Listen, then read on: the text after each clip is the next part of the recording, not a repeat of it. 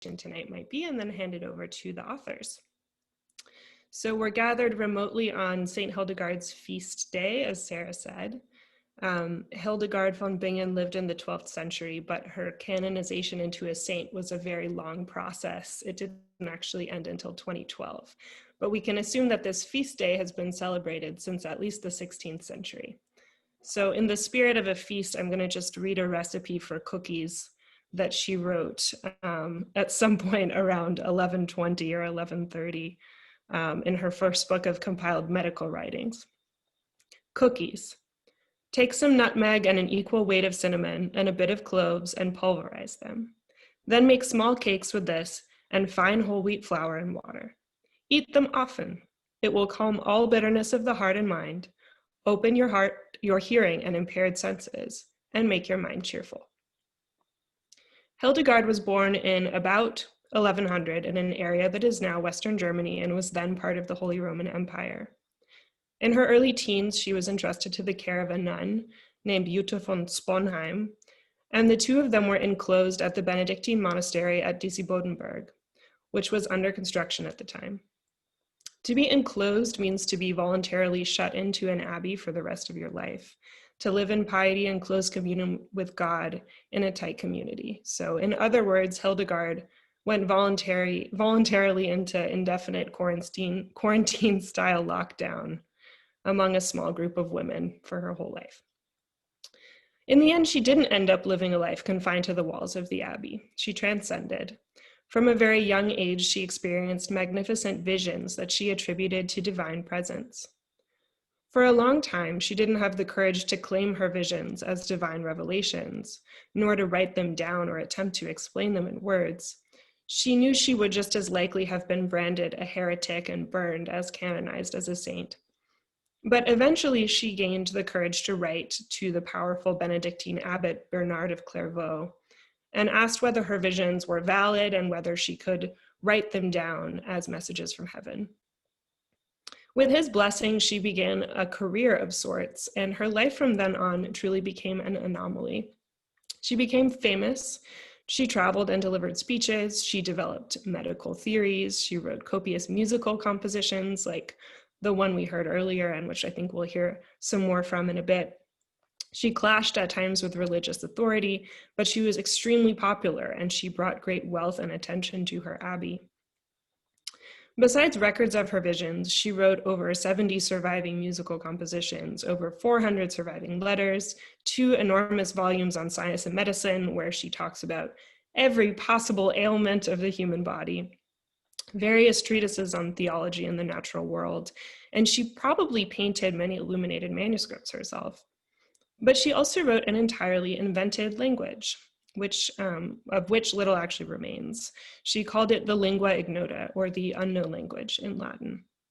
It consists of a completely novel alphabet of 23 letters that she used to communicate secret mystical purposes. But who did she communicate with?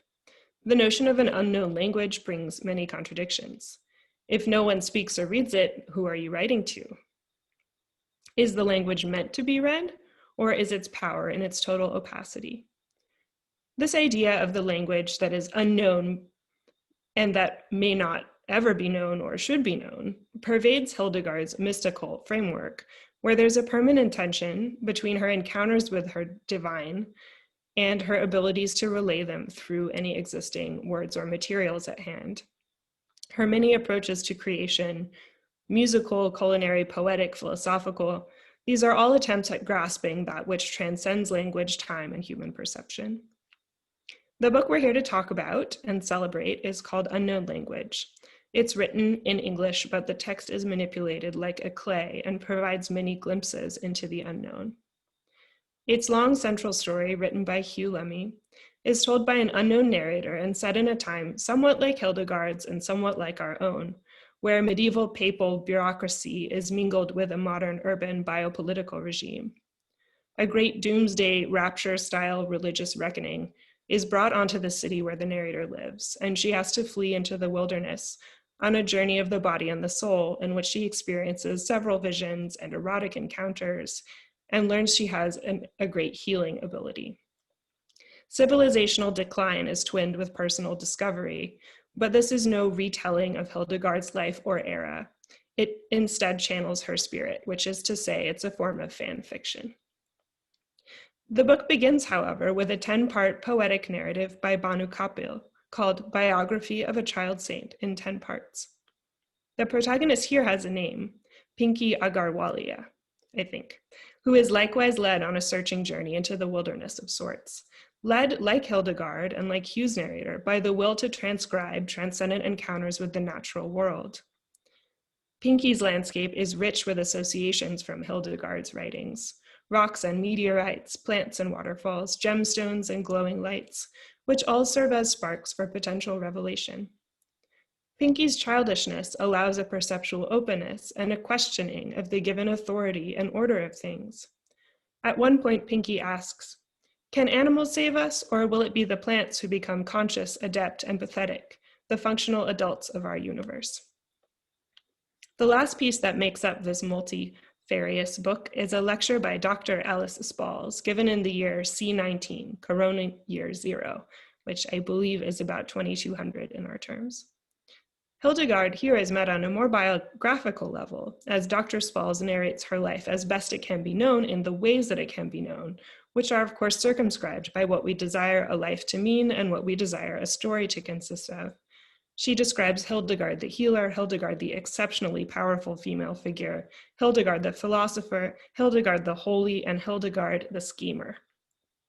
She reminds us that we can only know the future through the past and the past through the future, and that all life is a construction and a form of story. In all 3 parts, the facts of Hildegard's life are taken as real raw material to be experienced and played with as much as explained, matter from which new stories are molded. It's not a hagiographical project, it's a mystical one, and a joint journey toward the limits of language creates moments of ecological communion between them. Hildegard lived in plague times and crusade times. Heaven and hell were literal and near. Apocalypse was not a metaphor nor an imaginary occurrence. As a female nun, Hildegard was not endowed with political agency at birth. She both used the language of her time to work within her conditions and invented new secret languages to approach what might be considered timeless or transcendent elements of human experience. So in order of appearance tonight, I will introduce our participants. Alice Spawls, aka Dr. Alice Spawls, is a writer and editor at the London Review of Books. She is a co-founder of Silver Press, the feminist publisher. Bhanu Kapil is an artist by fellow at Churchill College, Cambridge.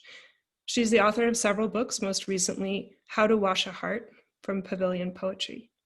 In 2020, she won a Wyndham Campbell Prize and a Cholmondeley Award, both for her body of work as a poet. Hugh Lemmy is a novelist and critic living in Barcelona. He's the author of 3 novels, Unknown Language, ta-da, Red Tory Might Corbyn Chemsex Hell, and Chubb's The Demonization of My Working Arse. He writes the weekly essay series Utopian Drivel and is the co-host of Bad Gaze. Let me hand it over to Dr. Alice.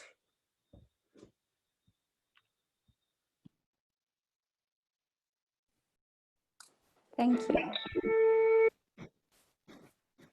This is a transcript of a lecture given by my avatar, Dr. Spawls, a much more impressive person, in the year C19, which is Corona year 0, at the first Speculative Mysticism conference organized by Sarah Shin and Ben Vickers. So Dr. Spawls began by saying, "Thank you all for traveling so far to dwell with Hildegard of Bingen." And to follow on what Elvia said, there is much that remains unknowable about her life and authorship, beginning with her birth. Her own account gives the date 1100, since the birth of Christ, or 920 years pre-COVID-19 in the new calendar. It's likely she was actually born 2 years earlier in Bermersheim, not far from the great bishops of Mainz, Speyer and Worms.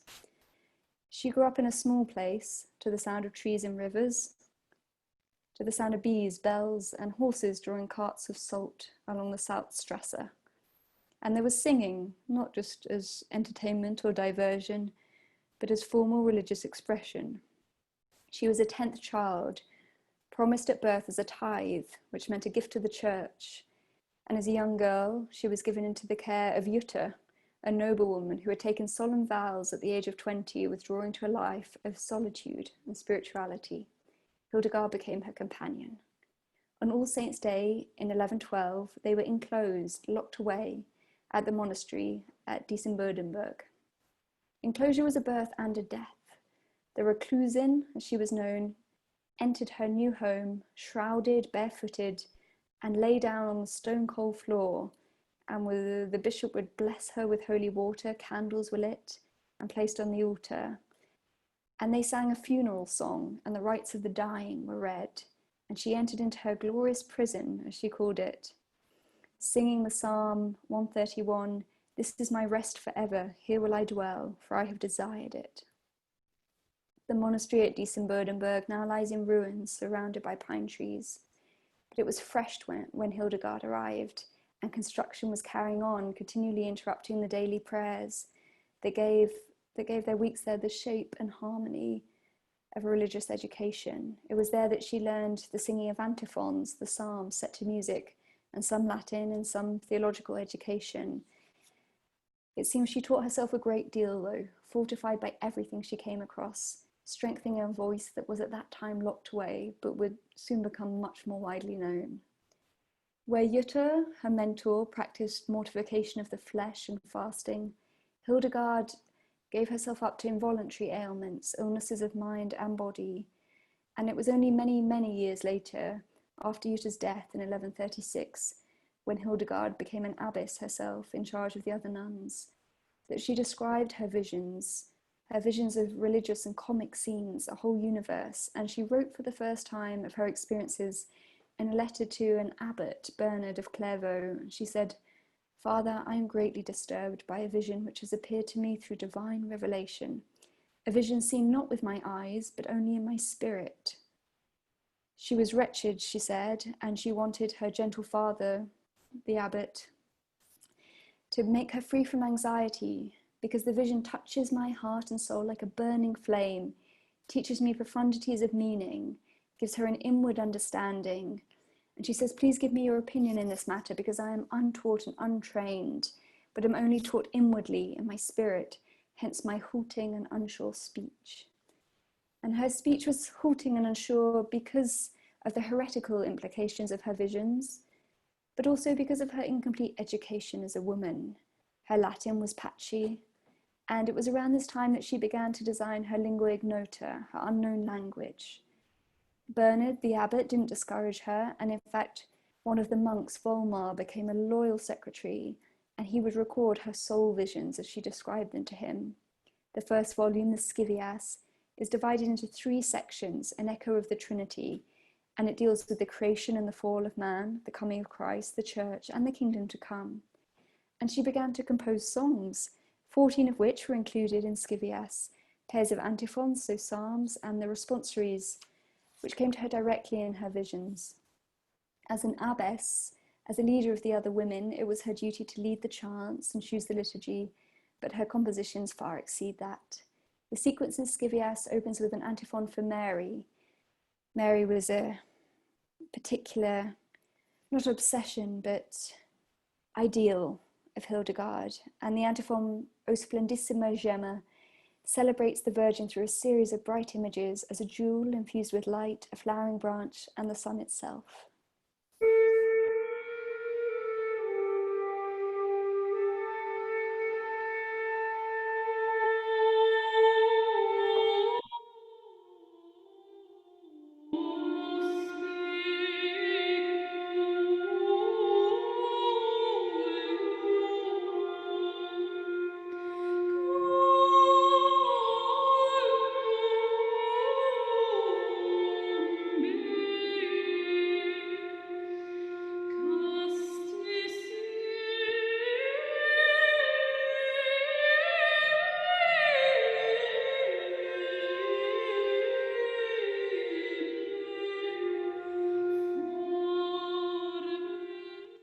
We are all untrained ears in this sonic universe, but we might be able to pick up on the fact that the notes modulate up and down over the octave, and that when we listen to it in its entirety, we notice that Hildegard made the longest and highest notes on the words serenum, creavit and voluit, serene, created and willed, force of will.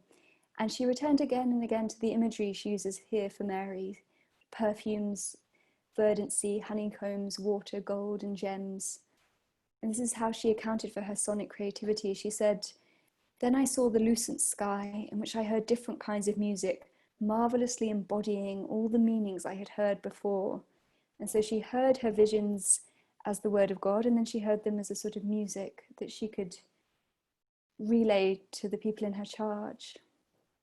At this point, her nuns and her were still a cell within the monastery at Diessenbodenberg, and the feelings of the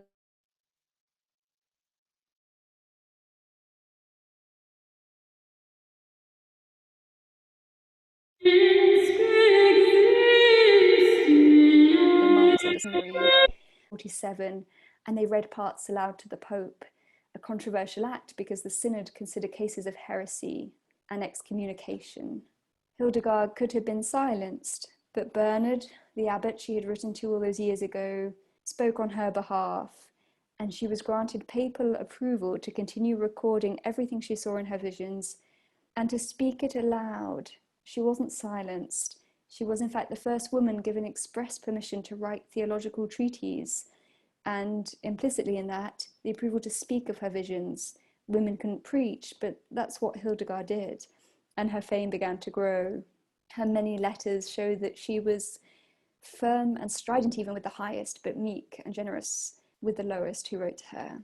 And she was very intolerant of her critics, but she used her authority as vindicated by her visions in a peculiarly feminine way, tempered by the appropriate caveats of her feebleness and the divine injunction. A few years later, at 1148, Hildegard had a vision which told her that she must set out to a new place, the meeting of two rivers, and form her own monastery there. When the abbot denied her permission, she went above his head to the archbishop, who granted it. And when her bishop still opposed her, she became ill, was paralyzed.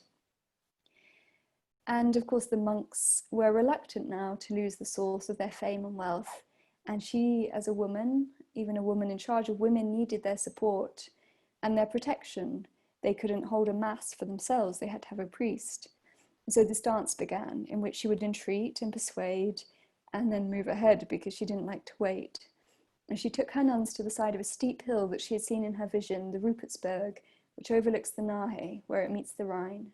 There was nothing there, a few old buildings and a rundown chapel, and her nuns were uncomfortable and unhappy with their conditions, but Hildegard's force of will oversaw the construction of their new home and oversaw the arrival of many donations, a mill, dowries, houses, vineyards, tithes and servants given by noble people who admired her gifts. It was there at Rupertsberg that the beautiful manuscript of the Scivias, wonderfully illustrated, was produced, which you can still see today, and the second and third volumes of her visionary theology were recorded. Her songs, already more numerous than any other medieval composer, were collected into a cycle, the Symphonia Ammonae Celestium Revelatium, the Celestial Revelations, and her morality play, the Ordo Virtutum, the play of virtues, was recorded and performed.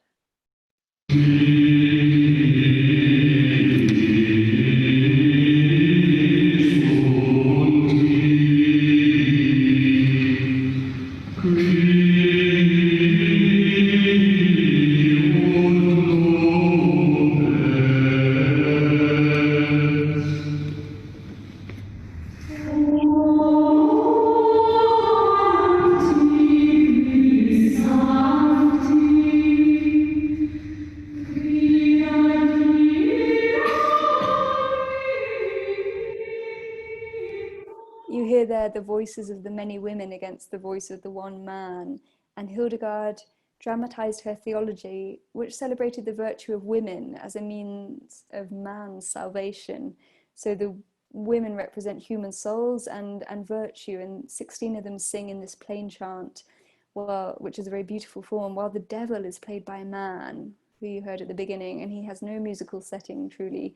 He speaks a rough and uncelestial voice. Hildegard wished her nuns to appear like the women in her visions, who were beautifully decorated, like Saint Ursula, one of her favourite subjects, who gathered around her a flock of virgins, a garden of apples, and the flower of all flowers.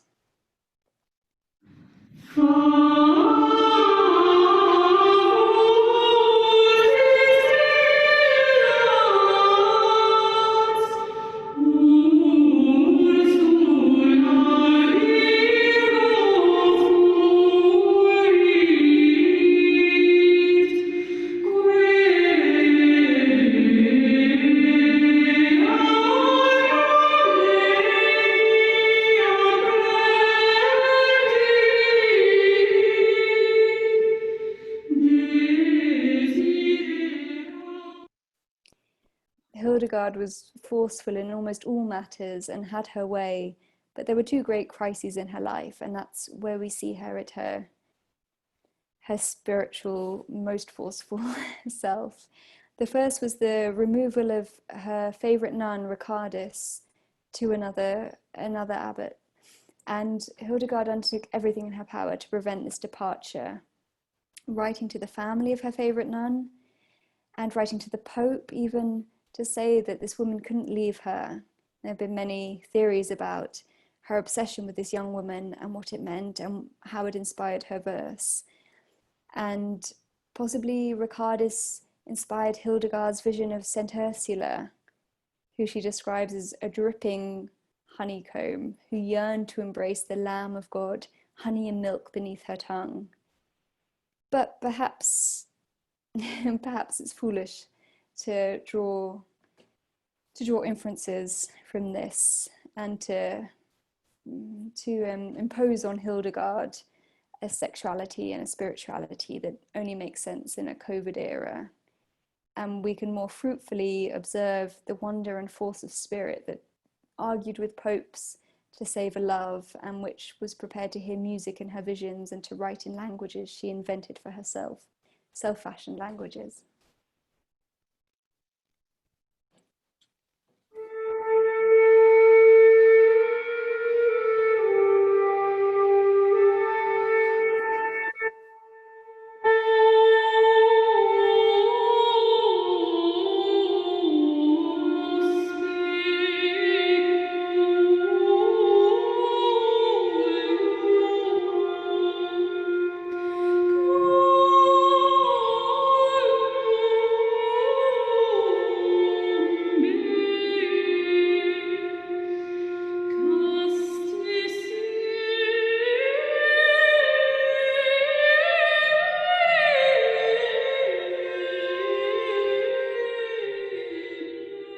This is an antiphon which Hildegard wrote to St. Ursula, and a whole sequence which celebrates the fecundity and beauty of this female saint. And it's hard, even in that restrained passage, not to hear the abundance perforating in every note. The second crisis of Hildegard's life was more serious, and it came later when she had created a flourishing and wonderfully creative and energetic space for women of music and beauty. And one of the privileges of her female monastery was the burial of local nobility. And they buried a man who was later considered to be an excommunicant of the church, and she was instructed by her male elders to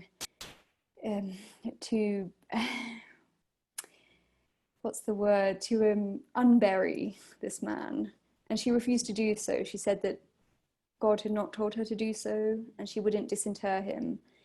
And in one of the many letters back and forth about this case, she wrote about music, because to punish her, the elders denied her music, denied her and her nuns the right to sing the mass and to make music.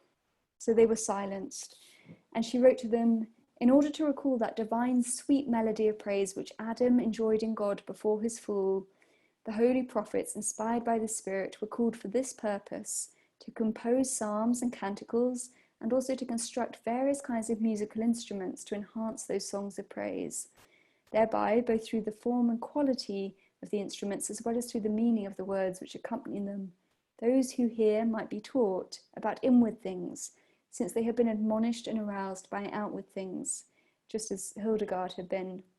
And then she uses perhaps her most beautiful metaphor, and she says that God intended men and women, of course, to invent several kinds of instruments so that they might sing for the delight of their souls, and that they accompanied their singing with the flexing of their fingers on instruments, recalling in this way Adam, who was formed by God's finger, the Holy Spirit. This interdict was lifted a few years later in 1179, 6 months before Hildegard's death. So she had 6 months of song and music, and her voice still reaches us thousands of years later, well, at least 1,000 years later, in the darkness and ecological decay of this COVID year, and through this virtual interface and beyond the virus.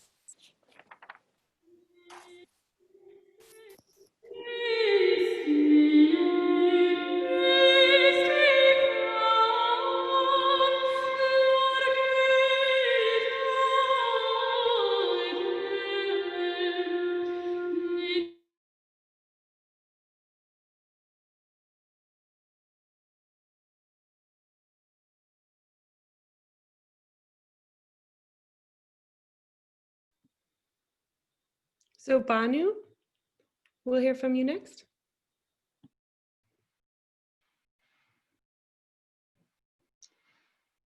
Can you hear me, Elvia? Yeah. Thank you, Alice. I would like to present a commission that I gave to my mother to weave, to sew, to crochet, to knit the syllables and sounds, emanations, structures, this other language, the unknown language of Hildegard von Bingen.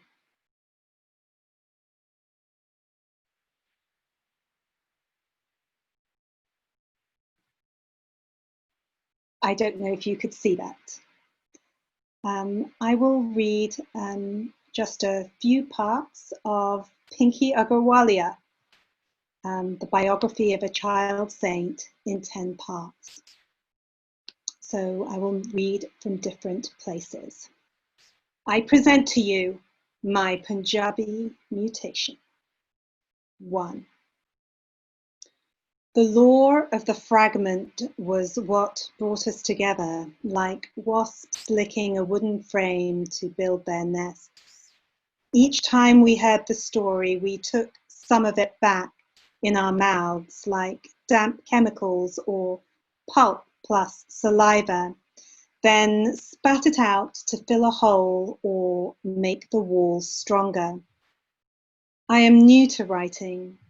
Is the notebook a time crystal? Mother, behind the curtain of blood, I saw a shape. That shape was an equation, constellation. What happens when we experience the mother's love? Father, I saw a terrible thing. It was after the war, a mother on the ground, her baby rooting for milk, suckling her, even though. Is the mother a gap on the physical level that links human beings together in a sense of united loss? Try to get these questions out, can't focus. Mother, what would you like to feel? Father, get me tea and the paper. These are examples of communal lore, how we were when we were together and what it was like when we were apart. Also, orange grasses, foxglove, conifer, mango, dolphin, bitch. I heard a story of a mother and father who loved each other so much they had an operation to remove the hearts from their bodies, then sew them into each other's parts. It must have been so chilly, like an eclipse made visible only when photographed, when the time came to lift the organs out with a powerful single movement and give them to a nurse. I tell her that rocks like meteorites retain light, a sensible energy thought into substance by experiencing it, writes the poet of another era, putting forward an idea of writing that resembles transcription, connection with a reader, but also loss, a scrawl, a scribble. I'm no saint.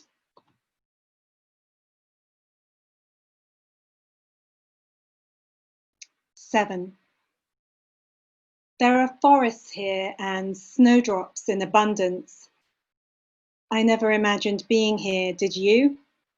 From agar, from flock, from lovers, from bodies that flush with warmth, from the cultural memory of lighthouses, polar bears, the revolutionary nature of young people all over the earth, something was preserved. I can feel it here for the first time with you. Imagine a bunch of carrots with soil still caked on them, green tops like ferns, or imagine the sound of a wooden flute beyond the Mughal labyrinth. Imagine the national flowers of contested regions. Every person who travelled here is unsteady. I can feel that. Dehydrated. If home is found on both sides of the globe, home is of course here, and always a missed land, said the poet, with whom we can still feel an emotional affinity, even though he is long gone. The delicate works of that earlier time will never be kept on record now. It is up to us to memorize them.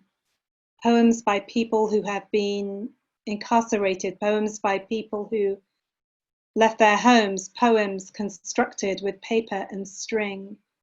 Things that happened, things that might happen on the planet Avaaz. Here is the fragment. Pinky Agarwalia gestures to a chunk of ice on the tall wooden table, addressing the group. The ice is luminous, almost neon, rotating to the left, then back again, twitching, without any effort or contact from Pinky herself or the members of her audience, who are seated on the floor or leaning against the sides of the cave.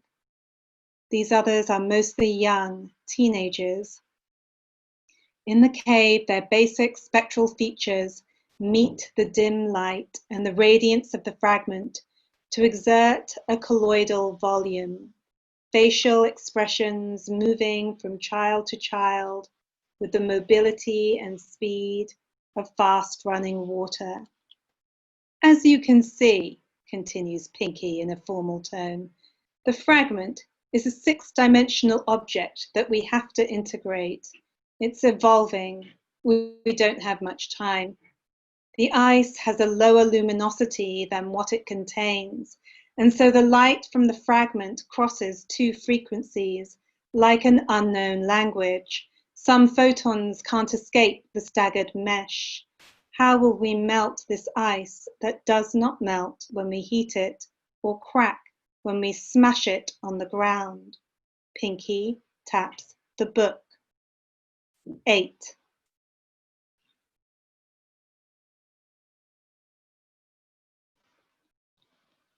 An unknown language is a rose meteor, because what doesn't ebb off leaves lines. An unknown language is held in a quasi-steady state until someone reads it for the first time.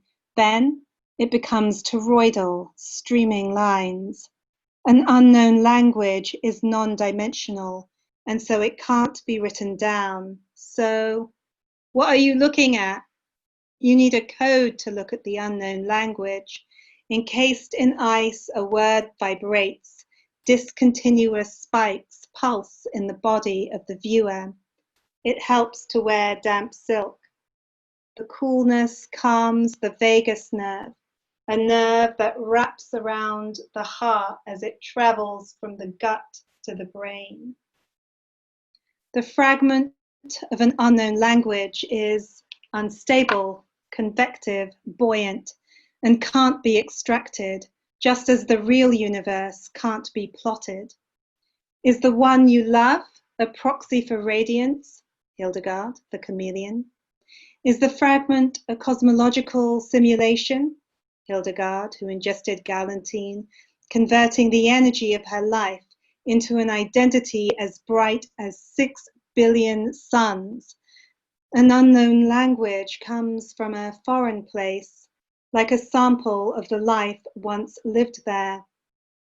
An unknown language is a very rich source, a repository of shared information, like an amethyst cave at the place where the river meets the sea. Herbs and bodywork relieve the buildup of tension, Hildegard, off message. Hildegard, you were so close to me at the origin of rivers and then in the cave. Was it you who was so recently there, stoking the fire with the toe of your pointed boot? Hildegard, your metamorphosis like an animal or fish keeps slipping through my hands. I follow your command.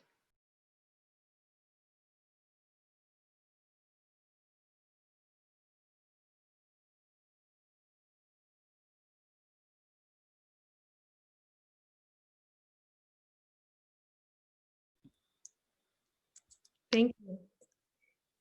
I follow your command, and Huw, you're up.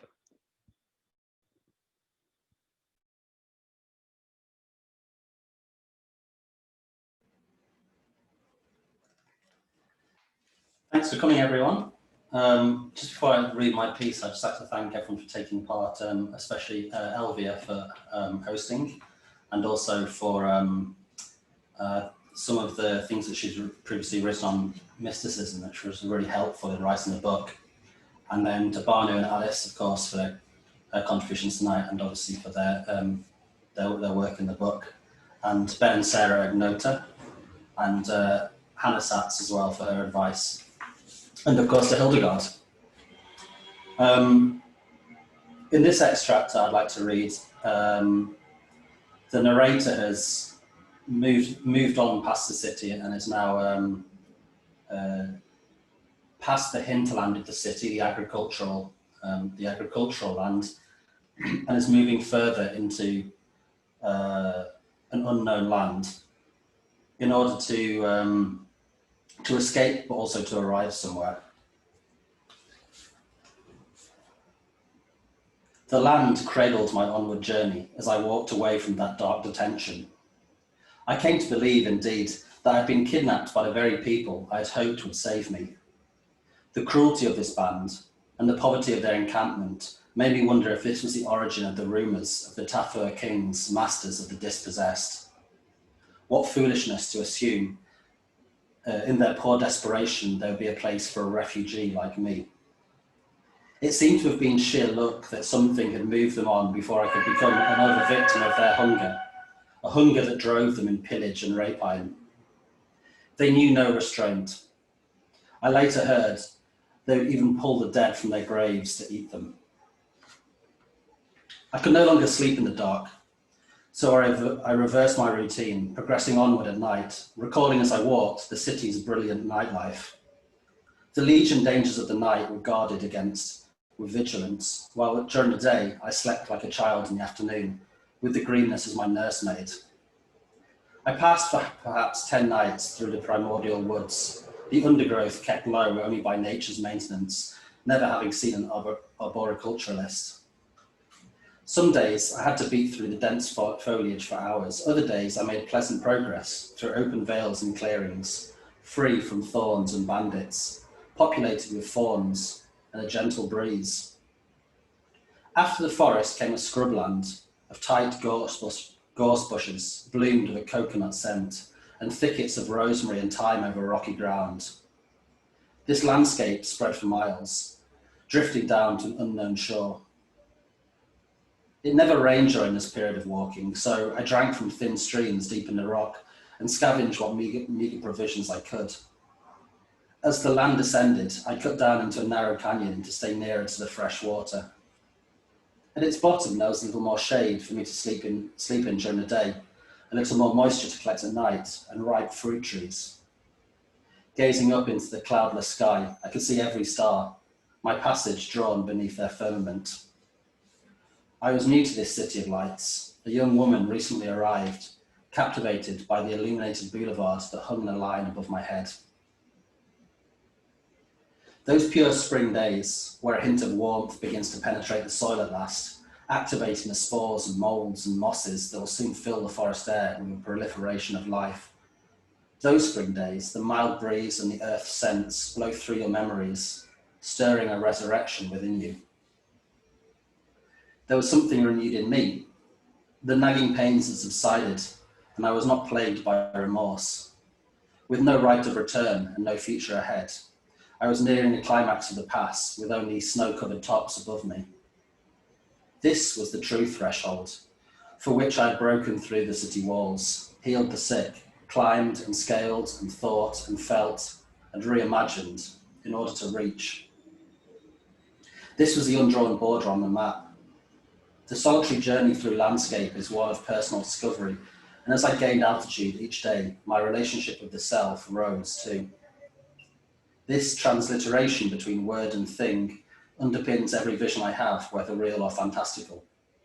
This transmutation is the very path we walk when we move out of one relationship with ourselves or with the world and into another. Perhaps to others, this slow unfolding seems quite dull, and after the fact, like an obvious destiny. The absence of innovation is a vital element for telling our stories to ourselves. The urge to innovate, to make things up and new, is within us all as doctors, writers, or travellers. But this urge is far from pure, and a million pilgrims can walk the same tracks to the countryside and all arrive in different places. In fact, it is through the pilgrim's path, the pedestrian ways, that we must discover our relationships to things in themselves, within the mundanity of our daily life, as it is everyday life that must be transformed. It was only in the violence of my separation from my past life, in the trauma of loss, and with this time for reflection, that I came to this realization. I know not why. I still do not know what is wrong with me. But what is wrong with me is me. That much is true. My temptation to sin was based on this self and cannot be erased, only known as it is. The forest taught me this too, to feel with my fingers and to recognize what I felt.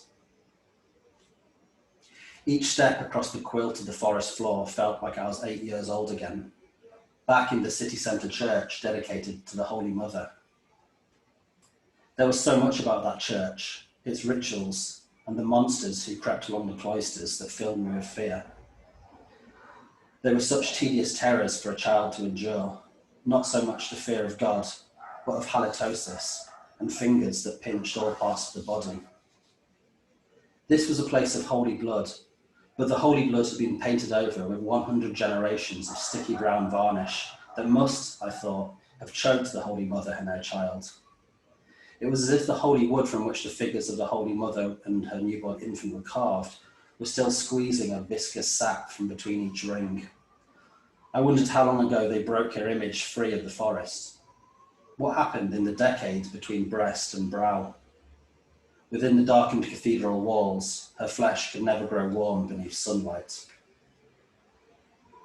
Watch, my grandfather whispered in my ear. They'll hoist the censer.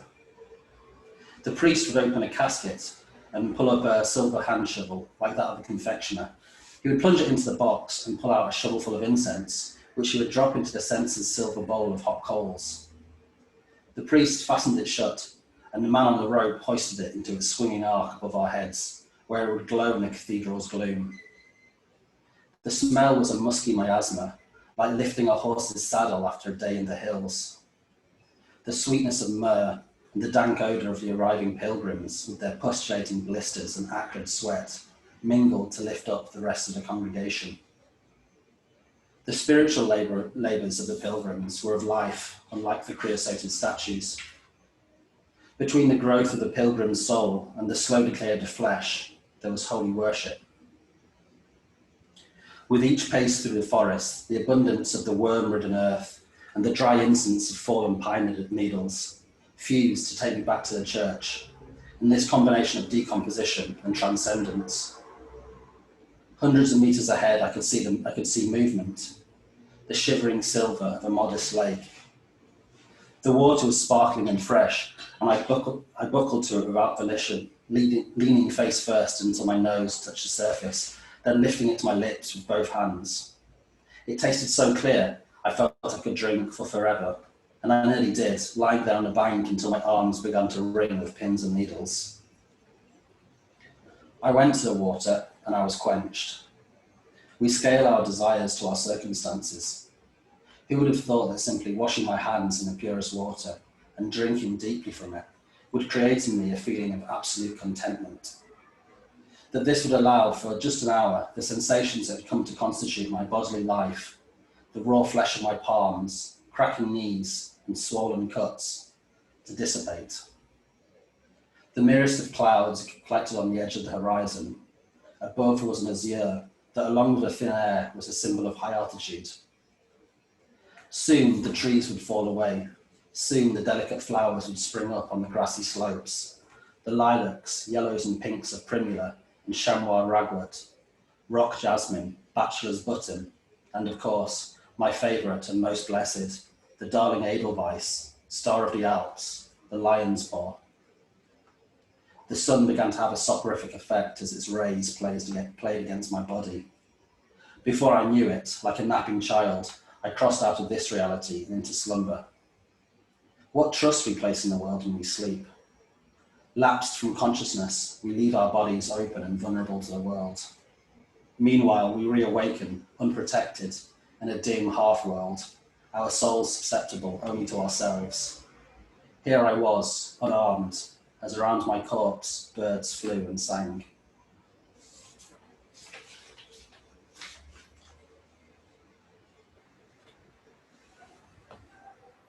Thank you so much, all three of you. I'm going to start asking you things, and while we speak, everyone else feel free to add questions in the group chat, and Sarah and I will collate them into conversation. While listening, I was thinking about how the experience of reading this book for me was so embodied, so cathartic, sometimes gross, sometimes extremely pleasurable. And I realized that for Hildegard, most of the text she interacted with would have been either through sound or in a very physical interaction with a manuscript. Most people in the early medieval era in Europe would interact with sacred text, or really any kind of text, only to the extent that it could be read to them or sung to them.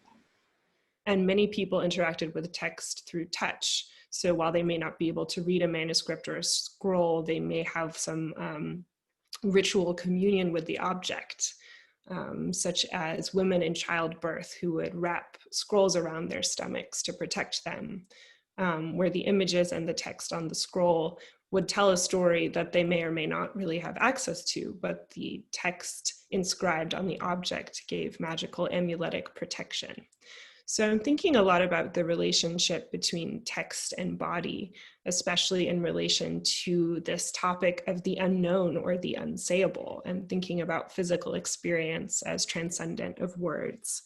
I feel like these three texts have very different relationships to Hildegard as a person, as a body, as a memory, as a relic, as a voice, and they all kind of cannibalize her in different ways. It's not a question I would usually ask, like a process question, but I would love to ask the three of you how you approached her source material and how you imagine channeling her voice, or maybe even incorporating her material into yourselves as you wrote these texts that make Hildegard come to life 1,000 years past her death. And I can call on you, or you can volunteer to respond.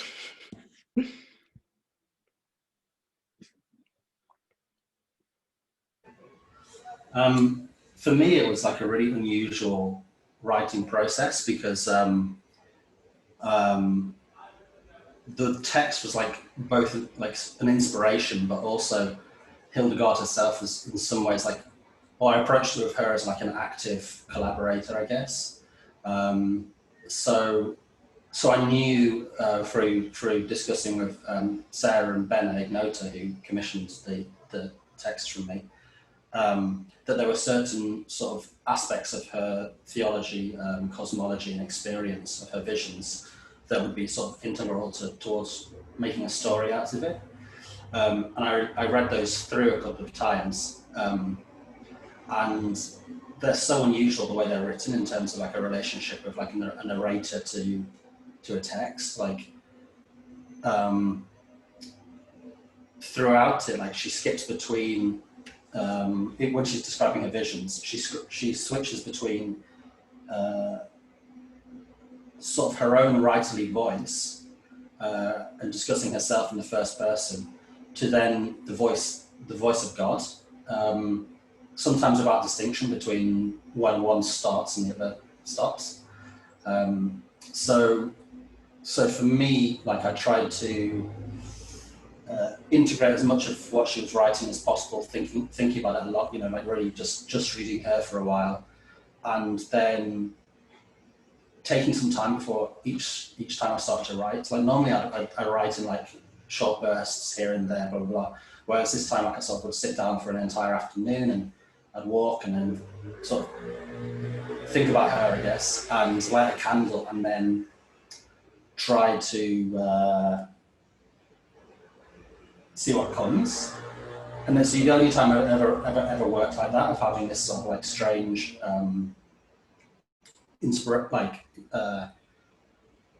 kind of it didn't always feel like it was my own work, and like that's why I think the text is like quite different in its tone to anything I've written before.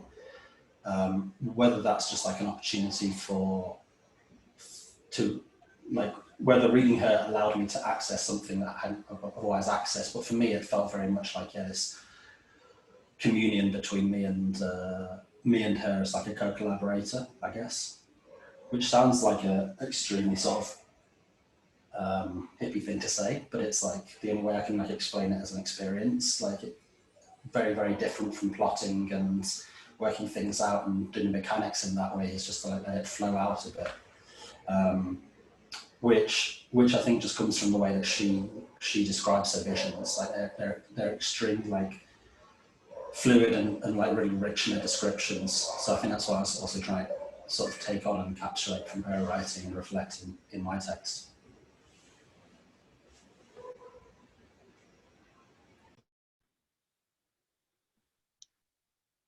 Thanks, Hugh. That was beautiful, and thanks for your question, Elvia.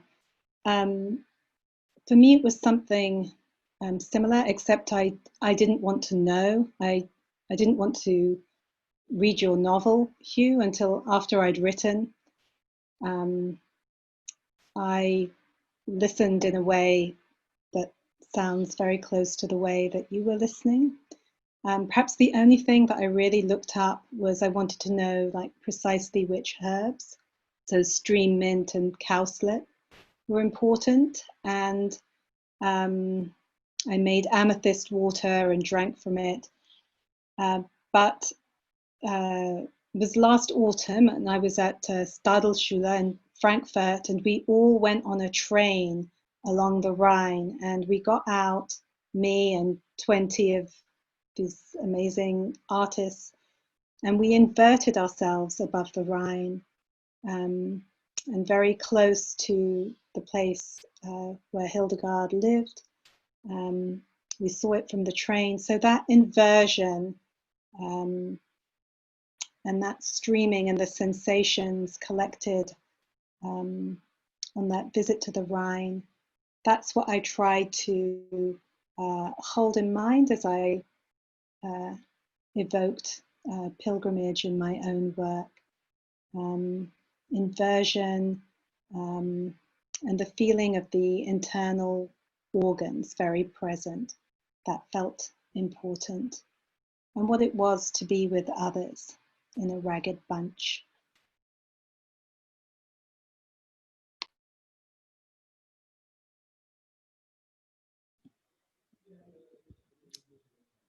Alice, I can't see you. Would you like to also mention something about how you incorporated the source material? I hope you're there.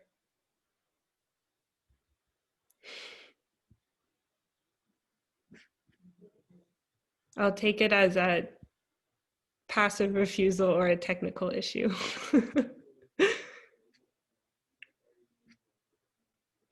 I'm also thinking about it's almost in our year of Corona 2020, it would be hard not to mention the metaphors of sickness and contagion that pervade the narrative, as they do Hildegard's experiences. As Alice mentioned, Hildegard fell sick the first time she contemplated writing down, recording her visions, and at which point she asked for permission to transmit them into language. But she also fell sick at various times when she didn't get what she wanted, such as the permission to build her own abbey. And she felt uncontrollably ill in relation to many of her revelational experiences. So she had this pretty extreme experience of physical suffering that accompanied both her own internal realizations and her mystical encounters and her encounters with authority and her political environment.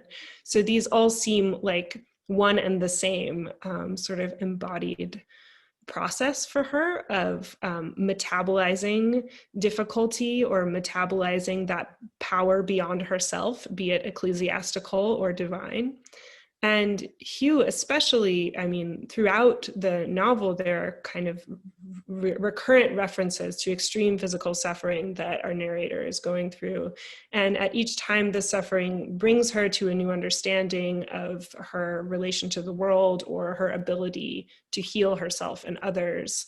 And also, Bhanu, throughout your poem, there are references to toxic materials and energetic materials that might be able to shed light or heal.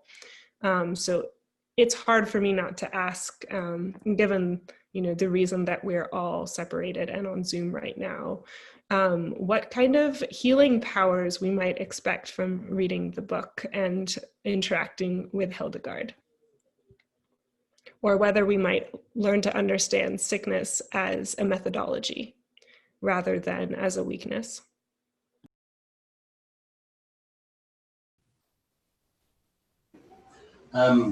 Yeah, that's like a really intrinsic part to like understanding Hildegard full stop is, as you say, is the relationship between specifically the repression of the visions or of her like that she suffered from illness when she didn't manifest the visions in like a more powerful way, like in a more public way. But she repressed for a long time, that like for, I think you probably know better than me, but sort of 20 years almost before she started to write down some of these visions that she'd started to experience as an adolescent, and the sickness that went along with them. And I don't think there's like a role for the book as therapy in any way, but there's something like very strong in like reading her work that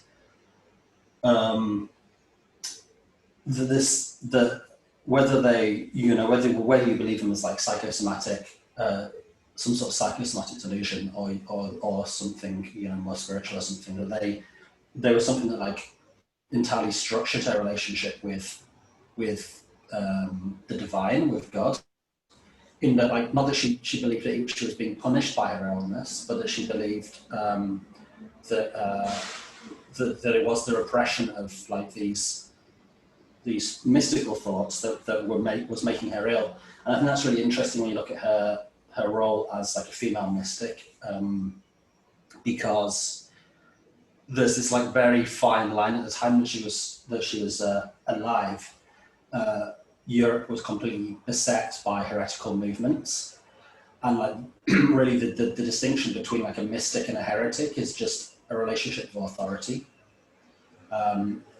and so that she brings her visions to Bernard Clairvaux to get a sort of green lighted as a genuine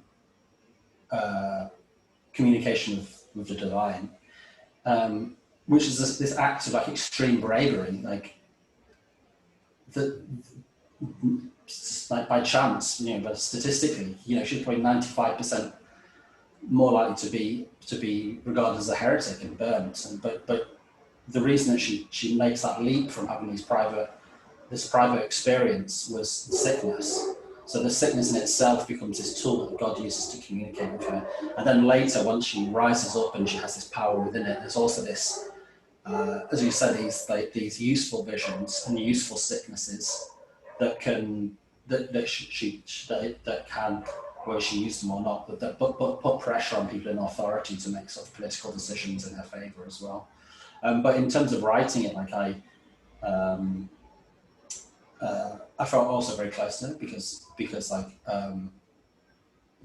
I also like have like medical conditions that are totally tied towards my emotional and mental state in that way, and understand like this way of like constructing ideas into like a vision of the world that makes sense for her, as like a form of communication for other people, is a thing that like ends up relieving the symptoms of the sickness.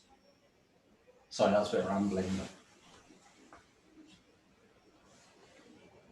I think one of the things I find most exciting and inspiring about it, and I'm sorry I missed the earlier question, but if you compare Hildegard's experience to that of her mentor Jutta, you see someone who in Jutta was practicing mortification of the flesh and the sort of traditional female and male self-punishments that reflected their Christian calling.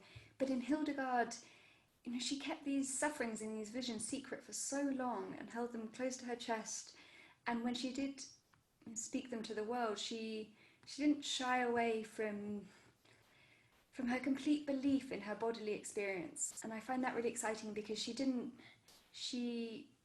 separate the weakness of the body and her suffering, and perhaps sometimes she used it, but she always articulated it once she could, and she didn't diminish it, and she didn't turn it into pure poetry, and she made her body and the living voice a sort of absolute vessel for her spirituality and her visions. And I think that that's not to transform sickness or suffering into something beautiful in a simple way, but it sort of connects body and mind in a way that I think is really quite powerful and beyond her time, certainly speaks to ours.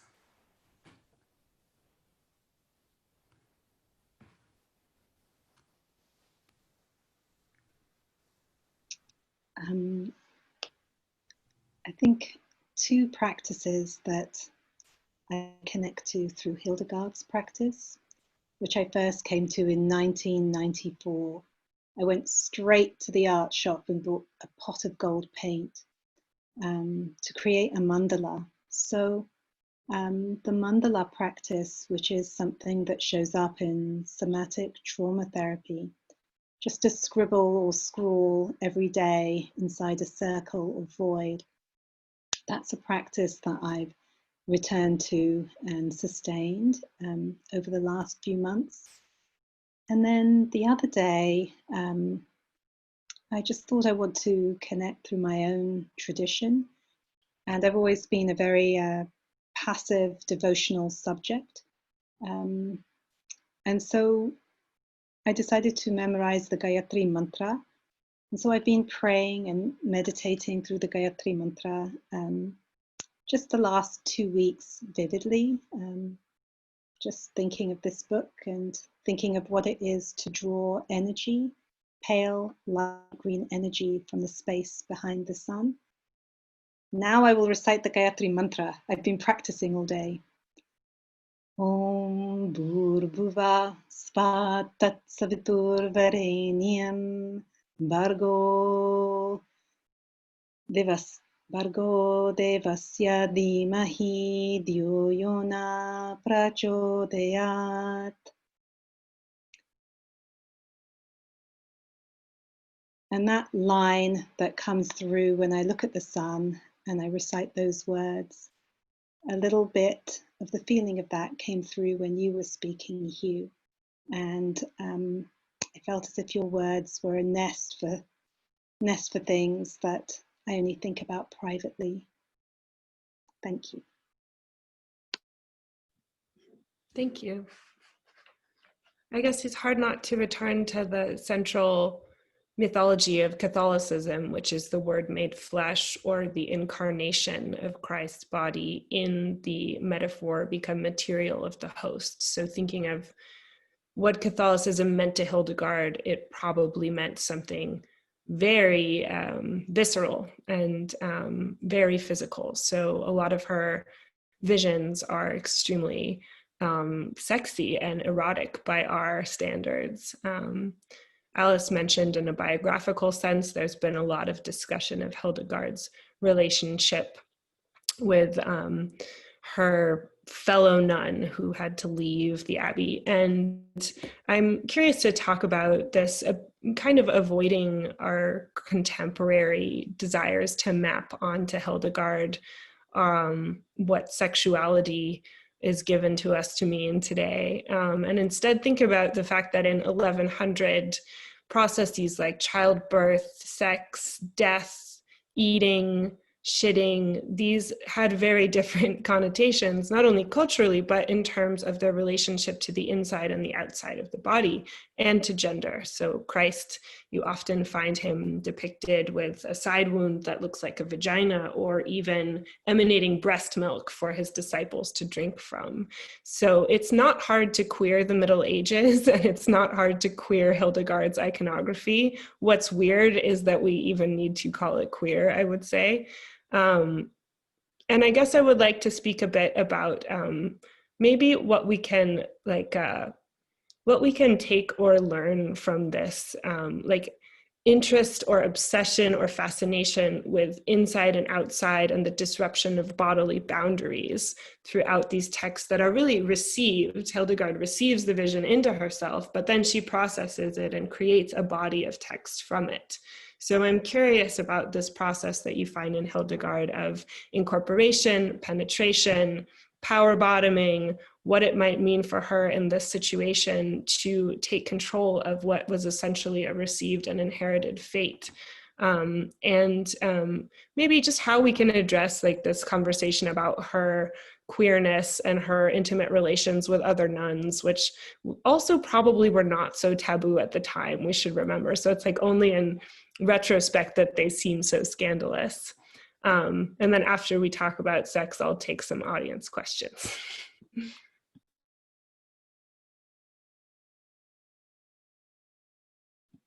Alice, do you want to go first?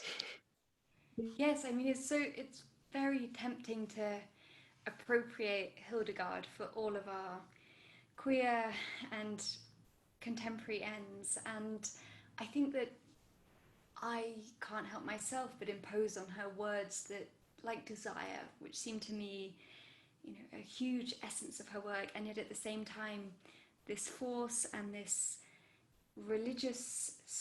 sort of religious sentiment which expressed itself so creatively and which was concerned with the body and the environment is kind of beyond, I think, what most of us can experience or can conjecture today around human sexuality and human relations. And this character who could create a world of music, and I didn't talk about it, but her and her nuns used to dress in these beautiful long white robes, and they would grow their hair long and wear it loose, and they wore gold diadems. So they were really performing a vision of beauty, which was in some ways very controversial. There were letters about it, letters saying, Hildegard, we know you're a genius and that you're a loyal servant of Christ, and so therefore we can't criticize you, but we want to understand how it is that you and your beautiful virgins can wander around creating beautiful music dressed up like this.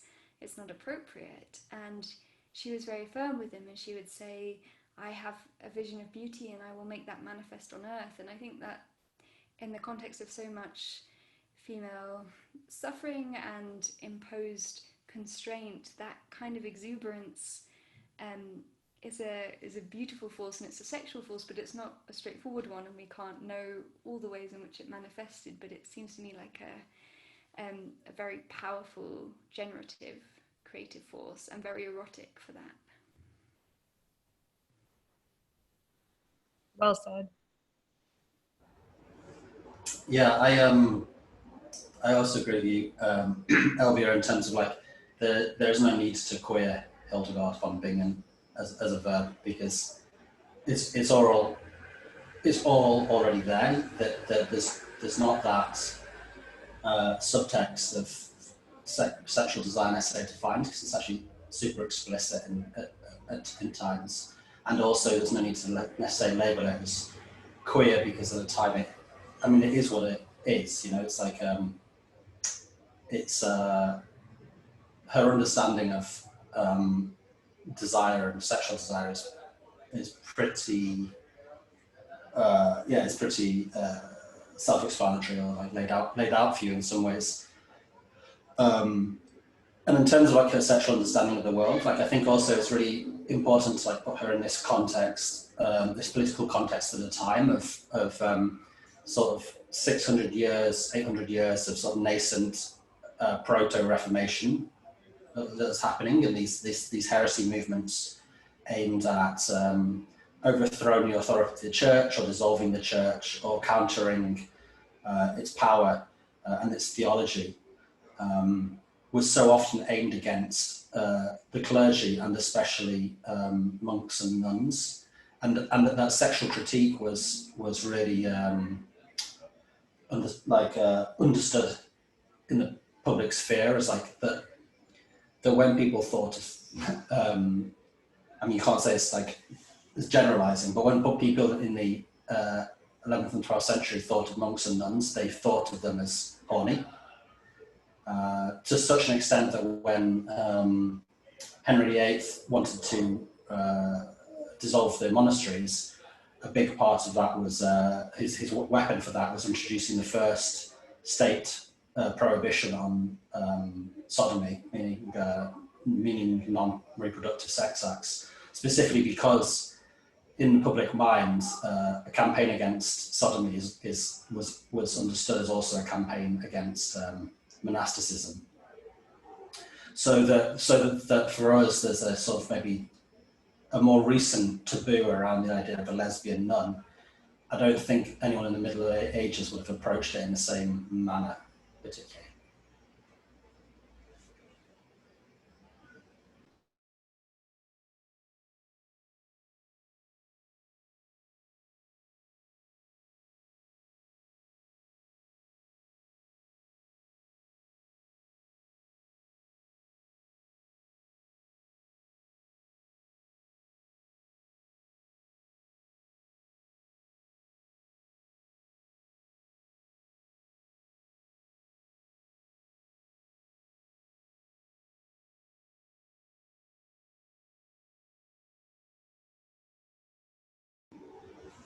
Have we lost Elvia? I think Elvia might have gone to a transcendental plane. I think the conversation must have catapulted her. Oh, she's back. Is she back? She's back. Just in time to take audience Q&A. I'm back. Hi, Elvia. Welcome back. I guess it got too erotic and I got kicked out. You freaked out. Can I take an audience question? Did you do that already? Please do, Elvia. Okay, great. So from Vani, a question for Alice, but it looks like I think we can address this to everybody. I noticed you reached for the word obsession at least twice. How does obsession relate to devotion, maybe in terms of external and internal process and practice? Yes, that's a really good question. I think obsession is a word that I reach for as a,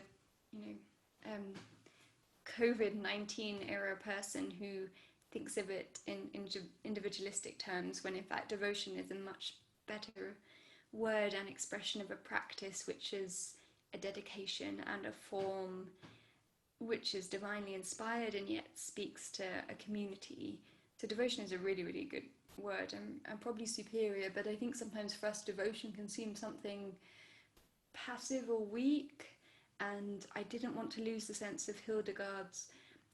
She talks about the fiery spirit And it's that fiery spirit which is more than just a sort of put upon devotion or a kind of, you know, a kind of weak thing. It's a very powerful sense of trying to shape her environment to express something which connects her to nature and to this divine cosmology. So I think if we could inflame devotion, it would be the perfect word for the outward expression.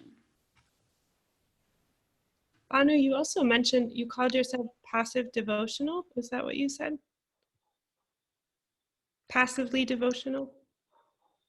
I'm just also looking at Vani's comment, which says, interesting, I tend to think of obsession as helpless and devoid on as active. Interesting. Yes, for me, it is inversion, surrender. I remember when I think I was 7 years old in India and became very devoted to Lord Hanuman. And my family let me go without eating all day. And I really remembered that during this, a little bit during this writing, because Pinky Agarwalia is a young person. So I try to think about that part of my childhood when I was an ecstatic worshipper of one. But for me, Hildegard was a zero. She was a void, and I licked the void.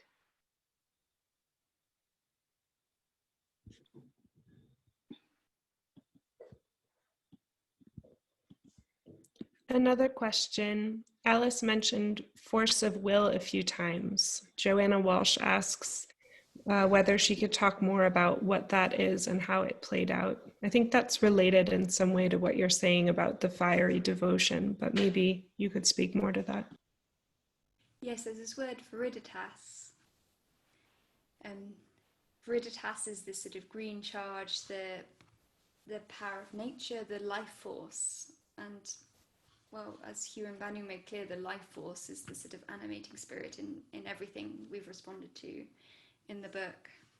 So I should let both of them speak more, but I think force of will, it sounds a bit Nietzschean, but really it's this unstoppable creative green shoot which came up through Hildegard, but which she also connected to in the natural world.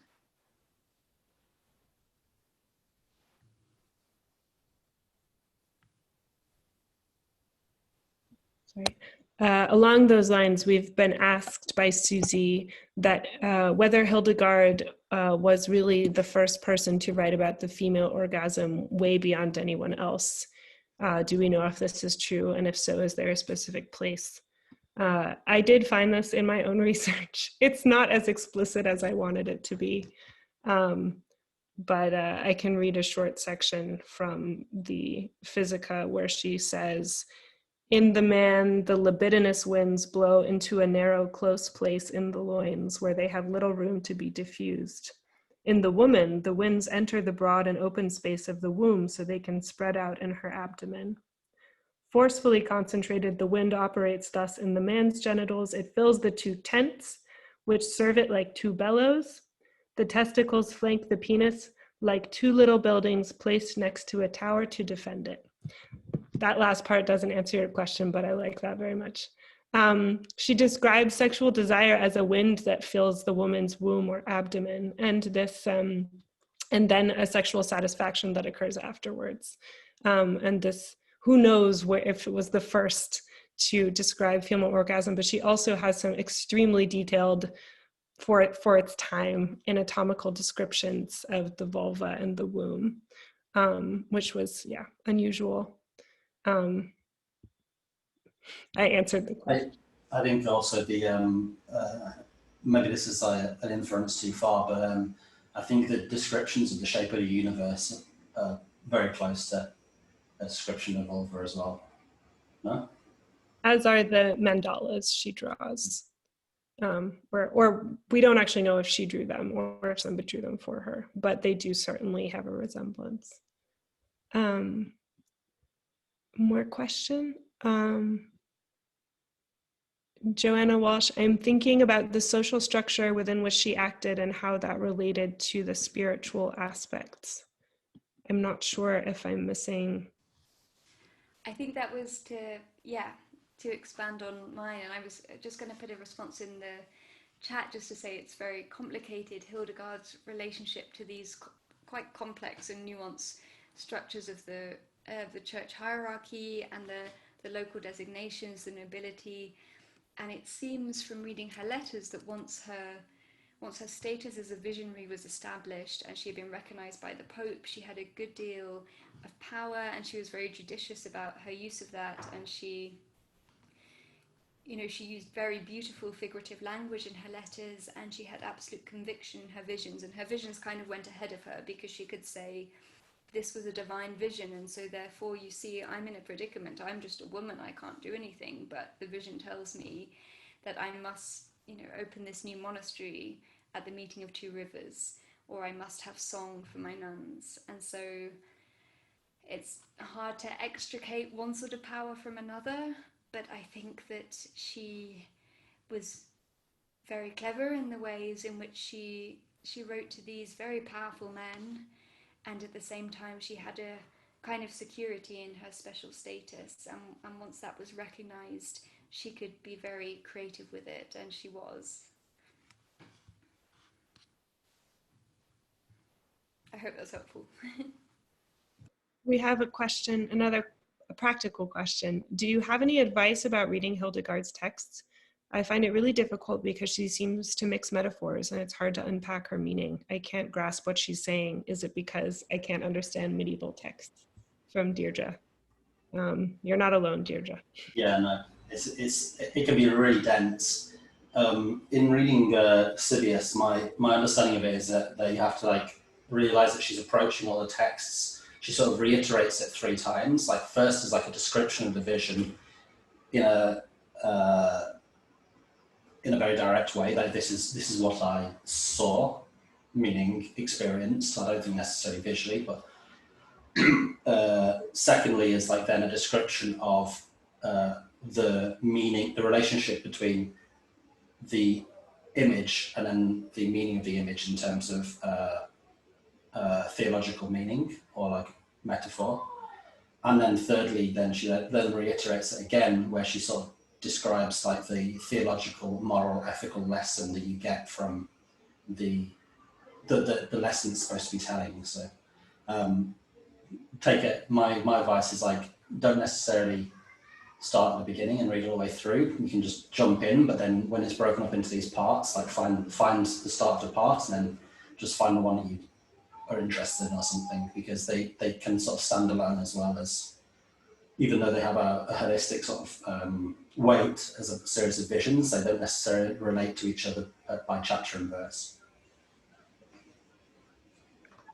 And also, it's really hard to understand what she means sometimes. Metaphors can be sometimes she's super direct and says that the milk means the man's seed, and other times it dances around it, and I guess that's the point.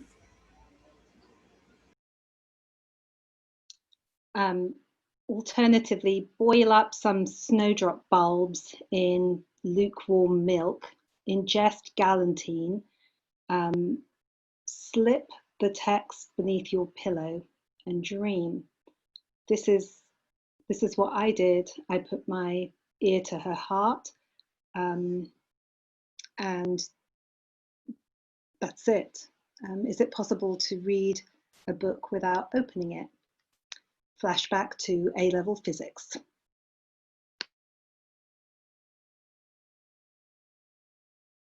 It's worth saying that any text of Hildegard's we're going to come across has gone through at least a quadruple translation. When it comes to the visions, she often didn't write them herself. She told them to a scribe who recorded them in Latin, and then eventually they were translated into German, and then that manuscript was lost, but a facsimile remains. So it's worth saying that whatever we receive is already such a modeled artifact that trying to find in it traces of what it really meant, or what it really referred to, that is certainly a valid historical project, but it is not something that one has to always have as the supreme goal, maybe when reading these texts, especially with the thought in mind that they would have been read out loud, listened to, taken as poetry, or taken, originally as sacred objects in themselves, which we unfortunately don't have access to. But I think listening to the music or trying some of her recipes can certainly aid comprehension. I'll ask one or two more questions before we go. From Mao, Bruce Boone has touched on queer mysticism and ecstasy as a sort of possibility that opened up in the 70s around the birth of gay liberation, radical fairies, etc. Are there any aspects of Hildegard's story that help us to think through these relations between mysticism, queerness, and politics in the present? Though I think this will be answered when I get to the book.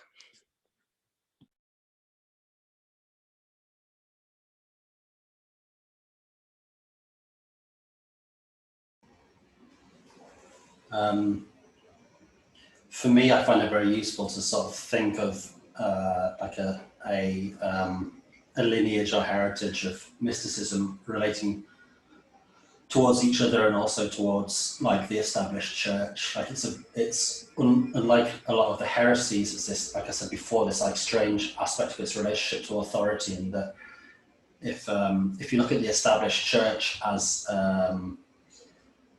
the Catholic Church in medieval period as being sort of this, having this relationship towards like folk beliefs or popular saints, it's something that's always changing its theology as much through pressure from below as through sort of religious theological education. And there's the mysticism has this like degree to which it's trying to push or the political aspects of a lot of mystical beliefs have this idea that they're pushing the church towards certain aspects of new beliefs, or which are aimed at bringing a people's relationship with God into a more direct relationship with God.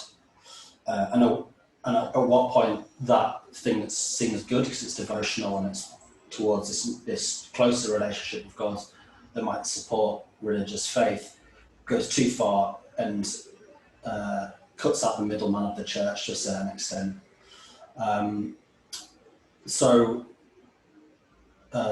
And that aspect, I mean, there's also, it touches on all aspects of church teaching, but its teaching around sexuality is like key to a lot of the mysticism in the Middle Ages that pushed too far. Like the doctrine of the brethren of the free spirit, the aspects of free love, polyamory, polygamy, things like this were intrinsic to a lot of really radical millenarian positions around mysticism in the Middle Ages. And there's this very fine line between what ones are going too far, and that someone like Hildegard is quite interesting because she sits right on that line where the church is maybe trying to pull her visions more towards the doctrinal belief, which is the way she'll survive, literally as a human being, the way she won't be burnt, and then her beliefs around queerness, or not, obviously can't use that term, but around relationships towards desire outside of this sort of quite strict religious practice, is always pulling the other way, and she manages to walk that line throughout her entire life. And I think that's really interesting then, following on from that in terms of stuff happening since, in terms of like the radical fairies, for example, like stuff in the 20th century, has like a directly analogous beliefs or other movements going right back to the Middle Ages through the early modern period. If you look at the Ranters or even early Quakers, they are also practicing stuff that relates to free love and the idea of the free spirit. So you have this thread that's sort of this thread of opposition that's based around your own direct relationship with your God and with your body, that runs through mysticism in Europe throughout the millennium. And for me, what's interesting about that is the fact that the radical fairies, for example, despite their radicality, still hold on to a lot of extremely Christian and Protestant and potentially colonialist aspects towards like their understanding of their relationship with nature, for example, which I don't know too deeply those critiques of the radical fairies, but I think it's probably an interesting relationship about what they carry through what negative aspects they carry through from that long genealogy within Christianity.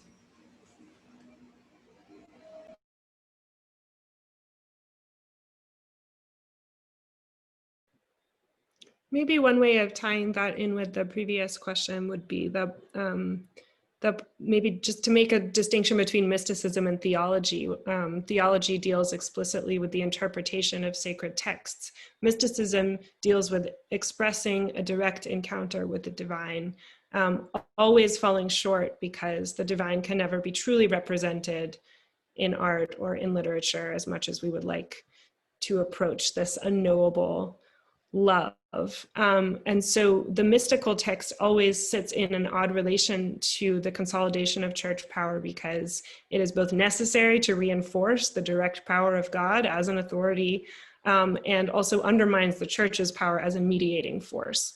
So when trying to read mystical texts, we also have to think about them in the historical context of always offering this kind of like friction and resistance to what the church could do. And connecting that to the idea of an unknown language. I mean, while theology attempts to explain scripture, mysticism attempts to provide direct access without even the mediating layer of the Bible or other kinds of scripture, we could say. So when thinking about appropriating that for a contemporary political landscape, we're dealing with very different kinds of power and authority. Hugh, did you want to say something else? No, I entirely agree with that, and also it's really important to remember that the vast majority of like mystical, the way the vast majority of mystical experiences were communicated throughout the Middle Ages was verbally, was in either in sermons or in something equivalent to some sort of street politics, and they had this tend to have this sort of political movement in terms of communicating with large crowds of people, and it's actually quite unusual for mystical texts to be written down, which is also what some of the value, of course, the value of Hildegard's work is getting herself into a position where the work can be transcribed and carried through.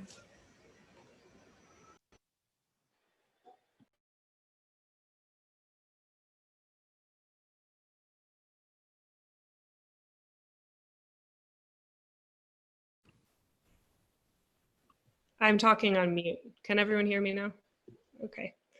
Yako asks, it's interesting how God becomes like this absent center which the conversation circles around but doesn't touch.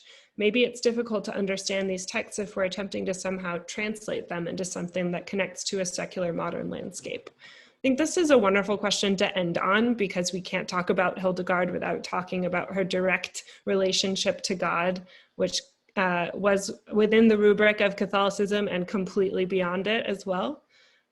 So maybe a word on God from each of you before we conclude. It looks like we might have lost. Yeah. Well, while we're waiting for them, for me, in the text, it relates directly to God my text and the narration of my text is relating to God in a similar conceptual mode that I think Hildegard would have understood God as well, because that's also the tradition, the religious tradition that I was raised in, and it makes sense for me to like understand and write about it in a way that directly reflects, like a reasonably traditional understanding of God the Father, just because, and then within that, allowing to expand who God the Father was, or who he is within like the potential of that as a vessel for like another sort of religious understanding. But for me, like, I don't think the text that dances around, I mean, there's conversation perhaps, but I think the text itself that I wrote doesn't dance around it being a relationship like a Christian God.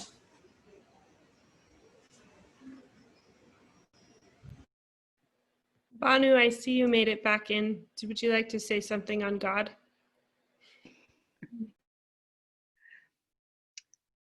Fully optional. There is something visible, even in this strange and beautiful Zoom, that I cannot feel. Elvia, one of the surprises was the feeling in my own body when you began to speak about cannibalism. And Hugh, I'm just overwhelmed with love and like amazement to be in a space with you. And Alice, where are you? I don't know. You're in your beautiful room. Those sentences which I just said have nothing to do with God, but have everything to do with just the gratitude to be here with you all this evening. I also feel extremely lucky, and I wish everyone a happy feast day. I hope everyone finds a way to celebrate, and thank you for writing this book and sharing this language virus, a much more welcome